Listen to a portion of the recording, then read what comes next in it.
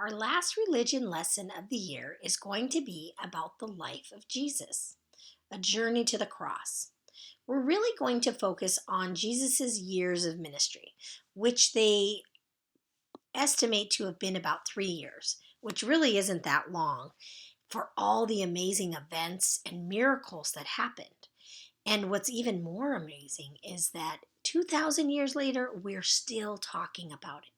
So we're going to explore the events of his ministry, but we're going to kind of track it on the map so we can see where did these things happen? Because we've heard a lot of the stories over the year, but I want you to kind of get a feel for where these things happened. So I'd like you to get out your map that looks like this. It's called The Life of Jesus. And here on the map, you'll notice some numbers because we're going to kind of go through as he's traveling back and forth from Judea to Galilee. We're going to find out a lot about what happened in his life. And you're going to remember a lot of the stories that we've actually read and talked about this year. So he's in Judea.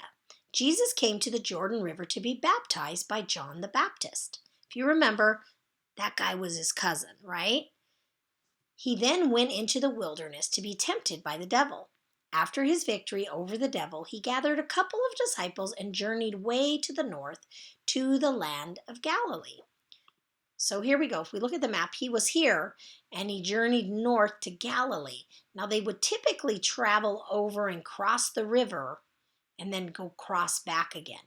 They tried to avoid this area of Samaria. And we're going to talk a little bit about this as we move along. So in Galilee, when Jesus came to the region of Galilee, he began to minister and gather more disciples. He came to the wedding at Cana and turned the water into wine. You probably remember that story. It's kind of a big deal.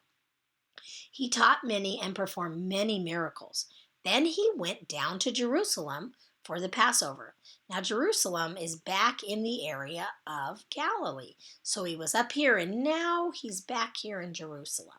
So now that's number 3. Jesus came to Jerusalem for the Passover with his disciples, and he ministered there. Nicodemus came to hear Jesus teach and approached him later in the evening.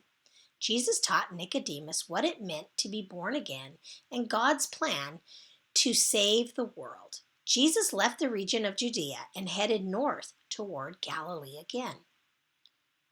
Only something interesting as he's heading north, he actually didn't cross over. He went through the area of Samaria, which is kind of a big deal because the Israelites totally avoided Samaria.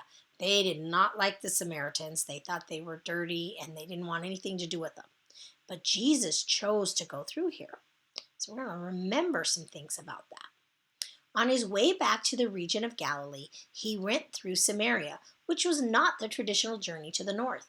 Normally, travelers from Jerusalem would cross the other side of the Jordan River and head north to come back into Israel. And this way they could avoid Samaria. You probably remember the story of Jesus meeting the woman at the well.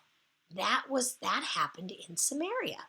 So that would have never happened had he not come to Samaria. And that's one of the big stories that teaches us how forgiving and loving that God is. So here he is. This is where that happened in Samaria as he's heading back. Here he is going back to Galilee. Jesus arrived again in the region of Galilee, where he ministered in all the cities around Galilee and also the Sea of Galilee. He taught the multitudes, performed miracles, and healed the sick and loved people.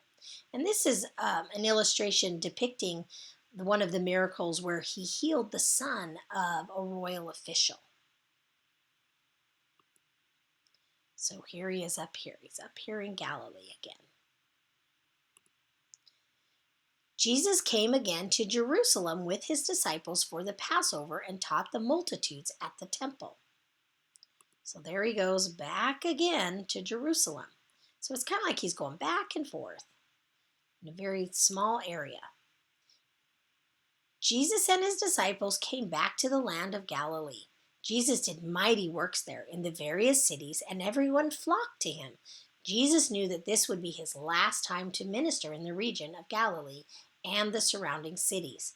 So this is the time when he gave the Sermon on the Mount. You'll remember that. Blessed are the poor in spirit. It's where he fed the multitudes with the loaves and fishes, and where he walked on water. This is all happening in that area of Galilee. He journeyed to the region of Tyre and Sidon with his disciples, and then to Bethsaida of the Sea of Galilee. And that's where he healed the deaf and blind man. You remember that story, I'm sure. A lot was happening here. Then he journeyed north with his disciples to the city of Caesarea Philippi, where he revealed to them who he truly was.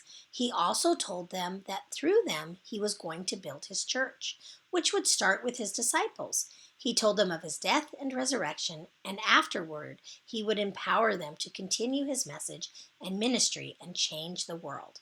So this is that part where he's asking Peter, "But who do you say I am?" And if you remember, Peter said, "Well, you're the Christ, you're the Messiah, the one who came to save." And this is where Jesus is telling Peter, he's giving him the keys to the kingdom, meaning he's leaving his disciples in charge of making sure that we keep building the kingdom. And that applies to the disciples in his time, but also to us as disciples in our time. So there it is. So here he is up here.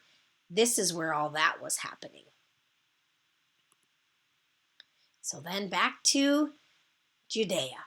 Jesus left Galilee and journeyed for Jerusalem, knowing that it meant his death. The Jewish leaders dared him to show his face in Jerusalem, but this did not scare Jesus. On his way, he raised a man named Lazarus from the dead. You remember that story, I'm sure. Then he entered Jerusalem on a donkey, in fulfillment of the prophecy of the Messiah in Zechariah chapter 9, verse 9.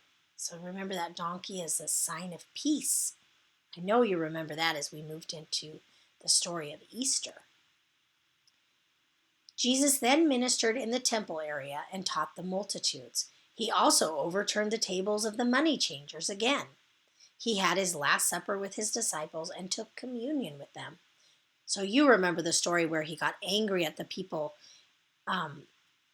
selling things in God's house of worship, which is the temple, and then the Last Supper, which is why we still do communion to this day. It's in memory of that. And that's all happening in Judea.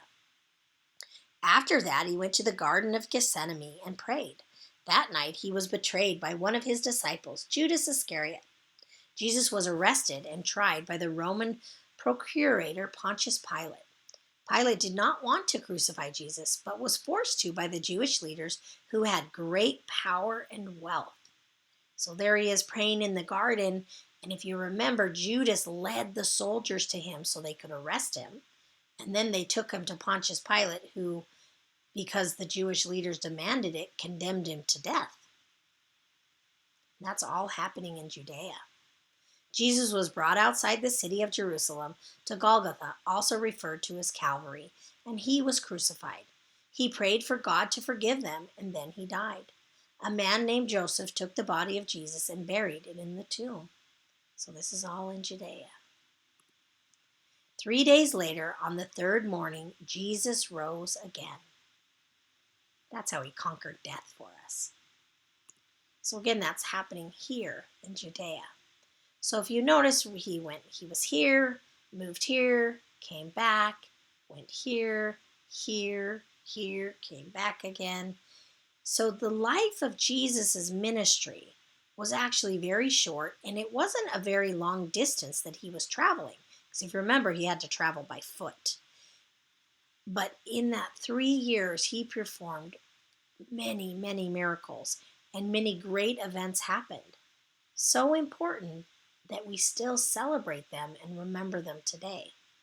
And we're all the way across the world from where these events happened. So I hope now that you have had a chance to see where his ministry happened, you might kind of remember how powerful his ministry was.